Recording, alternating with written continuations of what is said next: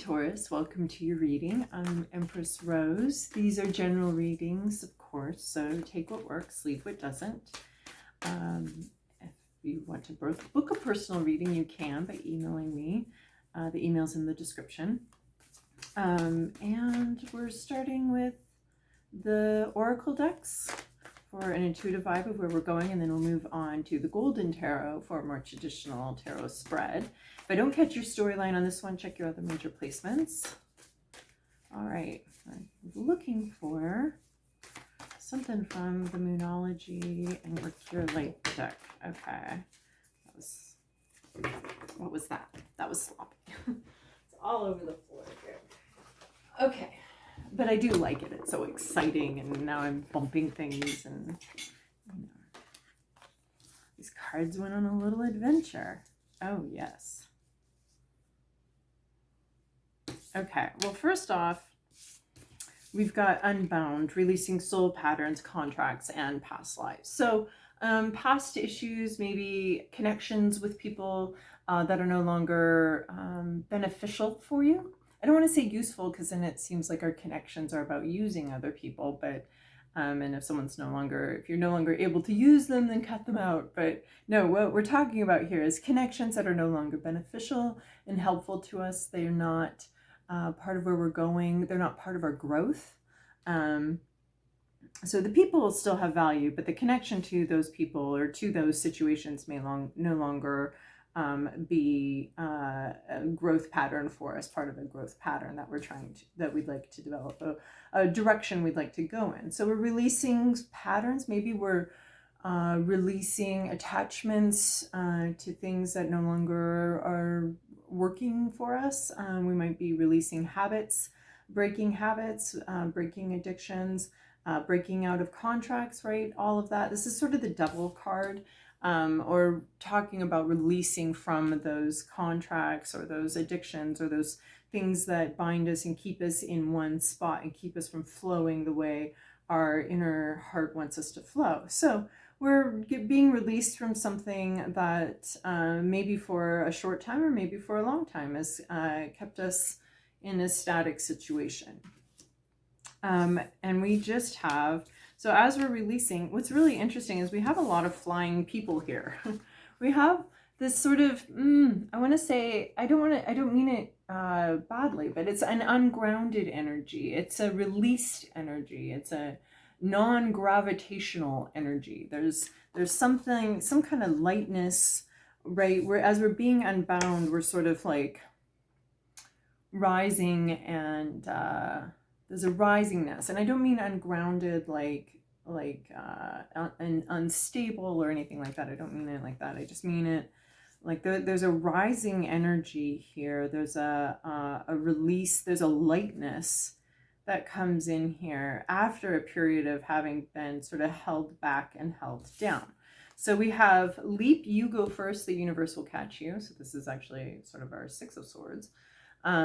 You go first, the universe will catch you. So this is having faith that you make a move, and the path appears before you, as you make that move, as you move forward with something. So leap, you go first. So you make the commitment, you make the movement, you set the intention. There's a clarity here in this leap. And the universe is saying that it will respond to that clarity and to that leap of faith, an intentional leap of faith. And then we have Pleiades, double mission, channeling, uplifting humanity. This can be a conversation, an uplifting conversation. This can be also storytelling, anything sort of having to do with stories and talking and communication, and it's uplifting. So there is such a lightness here after this period of unbound. We also have prosperity lies ahead, new moon in Taurus. So some sort of abundance coming in for you. Prosperity can be either, it's Taurus, so it seems like it's probably some sort of physically beneficial thing. But there's also a possibility that it can be a mentality that you're releasing into of more faith, more hope in the future and the beauty of your future. And I like how Taurus, we've got new moon in Taurus. So we might be starting something that right now that could be very successful. And then you're very close to achieving your goal. Adjustments might be needed. There might be some tense energy, but barriers are being released. Gibbous moon. So barriers are being are receding or releasing. This doesn't have to be. This might not be the neat and tidy, but and don't rush it. That's there too with this new moon in Taurus. Prosperity lies ahead. Taurus is never talking about a get rich quick scheme. So so we're not pushing something. We're not making something happen. We're allowing something to come in. I mean, we got to make the first move, but then I guess we're allowing whatever happens to happen after we make that first move. Whatever we make the first move and the universe responds, and it'll respond in whatever way it sees fit. We don't need to push that. We don't need to so not leaping, not forcing yourself to leap either, forcing yourself to cut cords or bonds or contracts, you know, just looking for nice, easy ways to trust the universe to meet you where you are, to trust in your future prosperity, to trust in your soul's ability to be released from things that aren't beneficial for it. Like we've got two women flying into the moon here. I like that. Two characters flying into the moon. But they're just kind of floating, and maybe that's a little bit of what this nice, easy, no pushing, kind of floating energy is there. All right.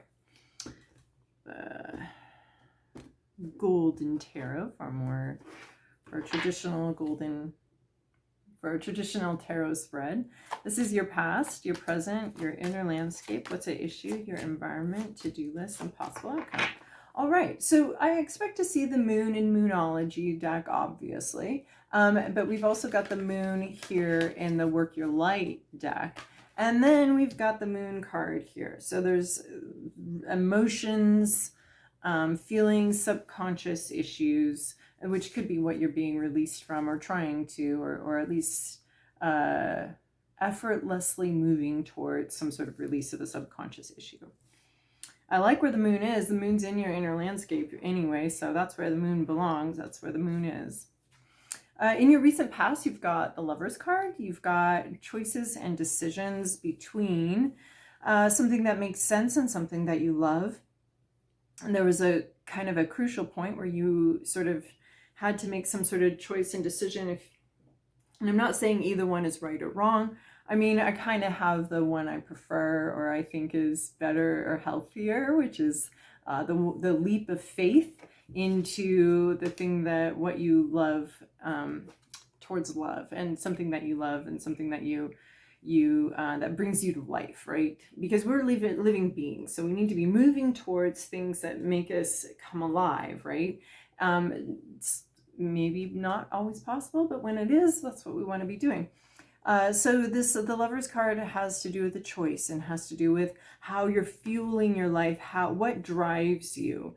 And there was one part of this that was sort of divine, blessed, with a lot of clarity and a lot of soul, and another part that was just very practical. So decisions were made.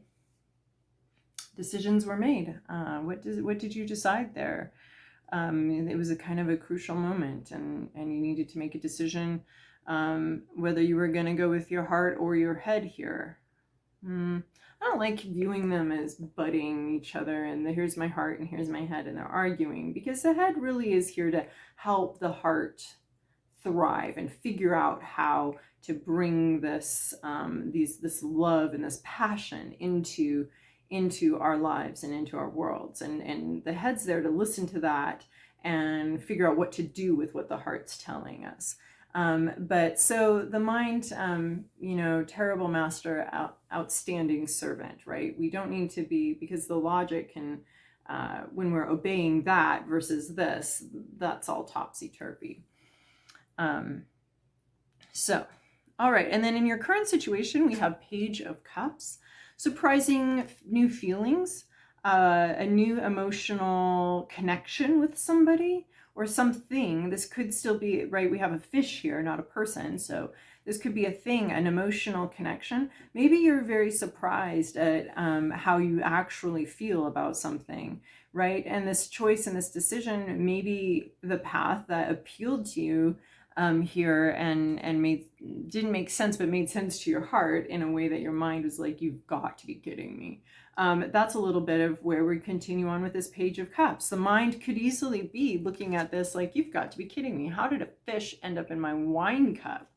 But this page here, this learner, this beginner, this freshman of the deck is kind of just curiously looking at that like, okay, it's not judging it. We're not judging this feeling. We're not judging this surprising emotion that may have shocked the brain, may have shocked the logic. We're exploring it. I love this card. I love the Page of Cups because there's an openness here, a curiosity, an exploration of feelings, right?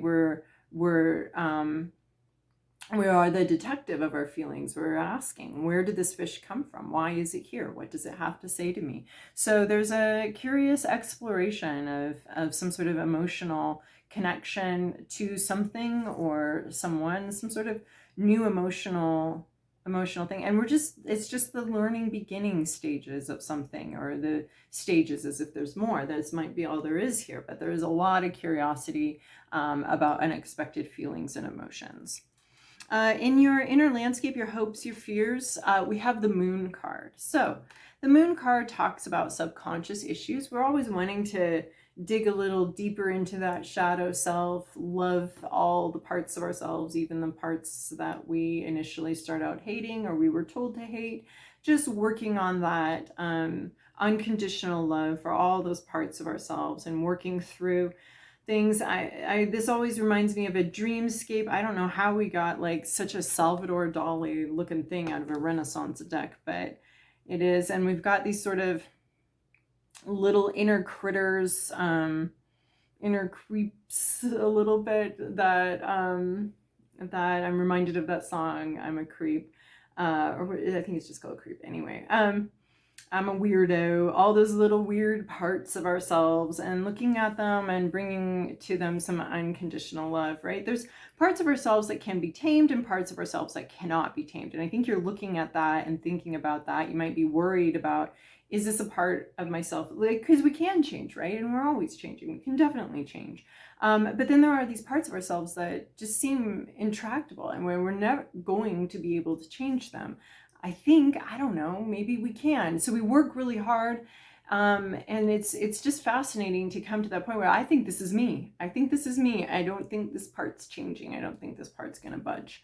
But, you know, it would have been easier for me. It would have been nice if we could have made it budge. But that all has to be done in love. That work on yourself also all has to be done in love, and not because you hate it, but working with those that shadow self and that darker self. So the Moon here in your subconscious, this also talks about what can be seen and what can't be seen, what can be tamed, what cannot be tamed. And I think a lot of our life is trying to explore that, and maybe something that couldn't be tamed earlier on can be worked with a little better later on as we grow and as we change.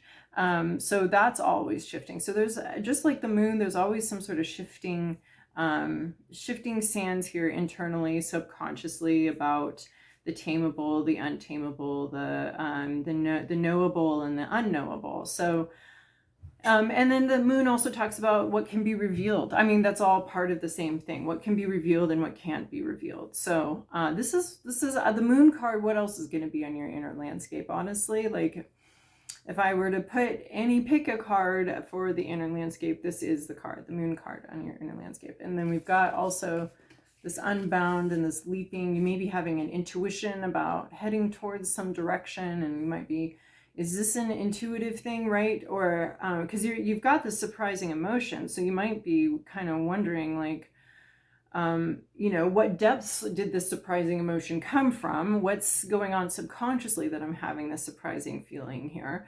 Or we could also be dealing with a surprising feeling that you want to do something or go somewhere, and you're kind of wondering what's behind that.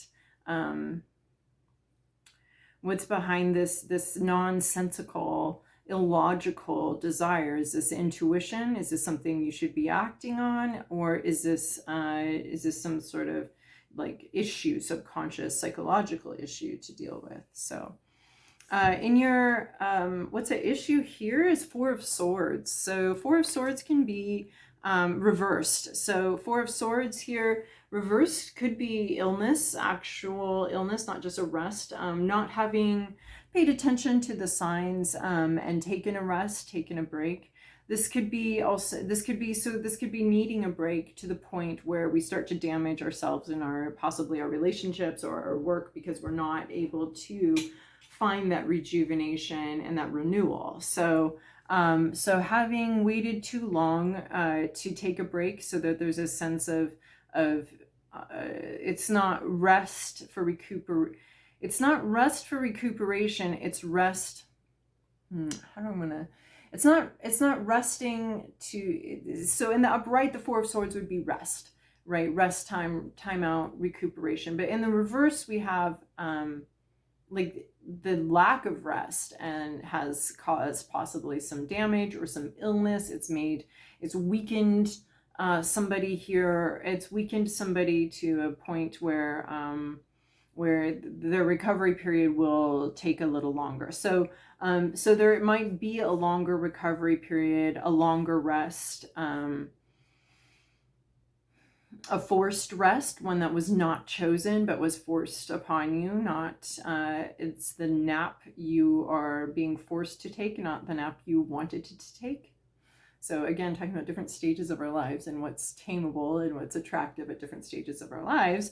Naps when you're 4 feel like a punishment somehow, but naps when you're 40 are delightful. So this one might feel like a punishment. This timeout might feel more like a punishment rather than a time of renewal, or severe exhaustion, sickness. And it comes from having not, it might have come from having not rested when you first felt that inkling to rest, but pushing beyond a limit and a boundary to a place that's unhealthy.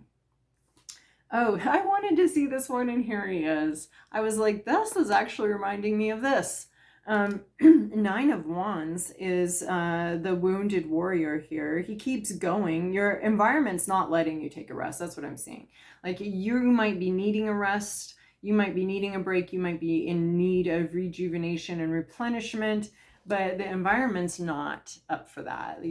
Something in your environment is putting you back to work. You don't get to take a break. You may be injured. You may be hurt, but you have to keep going somehow. Something around you is requiring you. You're not sort of, right, this kind of injury, you'd think he'd be like released from his service and sent home, right? And this is usually about a soldier coming home. But we have no coming home, no renewal here. An environment that keeps pushing, keeps requiring you to show up, even though you're exhausted, you're tired, you may actually be ill. You would like to be discharged home, but you can't. You have to keep fighting, you have to keep going, and there's this exhaustion here. And then your to-do list, this is all really fascinating. These 3 cards, this is like needing a rest, not getting a rest. Not only not getting a rest, but having to continue to go to battle. And then, I don't want to say it kills you because the death card doesn't indicate that, but this is all creating the need for a massive change. Death is about, well, it's about renewal, right? We have our little lily here, our resurrection Easter lily here. So we're definitely referencing that there will be a resurrection, but this is a huge timeout. This is a big change, and it looks like we've been building up to something that definitely needed to change. Not only do you need to take a break from something, but we've passed the point of needing to take a break. And now we're on to the point of just it's not a break anymore. It's like, maybe if you were in a relationship and you hit some sort of rocky patch, maybe if you guys like took a break for a week and just kind of went back to your lives, you'd be like, oh, you know what?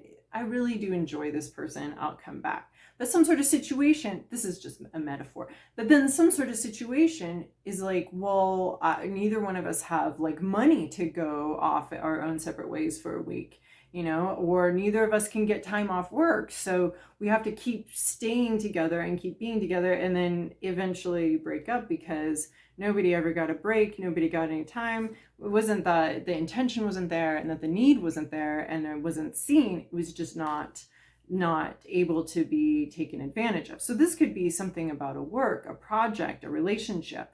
There's just this buildup here of like needing to take a break, not being able to take a break. And now it's like your car, you don't bring it in for an oil change. You don't have time for an oil change. You don't bring it in for an oil change. You have to keep going to work every day. There's no time for this. And then it breaks down and it's broken and you have to get a new one, right? So this is talking about like here, the metaphor of the car here, we're going to stick with this one. This is, you're going to get a new one, but first this other one's going to croak and leave you stranded because it's just the machinery just couldn't keep going like this. So something has to give. And this is your to-do list. So your to-do list is actually to create change, to, I think, unbound from something that's preventing you from resting, that's preventing you from peace, that's keeping you from that, releasing some sort of soul pattern and contract, right? It looks like her soul, and there's these angels helping, right? We have this leap, taking a risk on possibly ending something actually, for the purpose of renewal, right? Something's just too tired, it's gone on too long. And there is this sort of celestial help here, this sort of, the universe is helping with this process, with this change. But it's a pretty big change, and it looks like you bring it about, but then we also have this, you're very close to achieving your goal. It also looks like you bring it about very gently though. There's no need to push, right? She's not shoving her way into out of this realm, right? She's being assisted. She's sitting back, resting, and allowing this change to happen, allowing this ending to happen very naturally. No need to push. It might be very scary because, right, we had this choice back here, and one of these choices was like, this obviously is going to make you money and be very good for you. So it might be scary, but I am seeing this prosperity lies ahead. But there's an allowing, there's like a leap to allowing some kind of release. We're leaping and allowing some kind of release. And that's the leap, is to allow this big change here.